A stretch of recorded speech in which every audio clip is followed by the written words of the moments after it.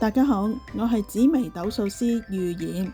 今次要講嘅生肖咧，得到一粒大家夢寐以求嘅吉星啊，就係生肖豬得到一粒咧玉堂財星噃。嗱，顧名思義啦，金玉滿堂啊，真係咧見到個名咧都已經足夠咧令人咧好興奮咯噃。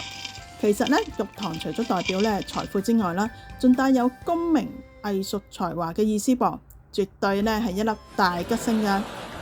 另外咧，你哋有一粒叫做咧月德嘅吉星喎，表示咧你哋咧喺馬年啊，能夠得到女性貴人啦，尤其係女性長輩嘅幫助啊。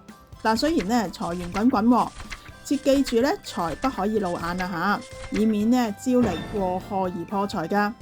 記得要保管好個人嘅財物，唔好咧亂咁投資噃，亦都要提防咧欺詐嘅陷阱。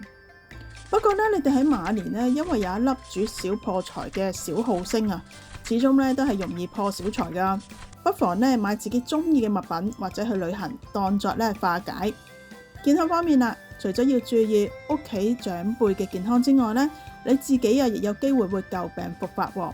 情緒方面咧，可能會受到小人作惡啦，或者係官非嘅影響啊。哇！但整體嚟講咧，你哋嘅運勢仍然係吉多於凶，好好把握你哋嘅財運之年啦。我係紫微斗數師預言，歡迎訂閱預言說命運，下次再傾啦，拜拜。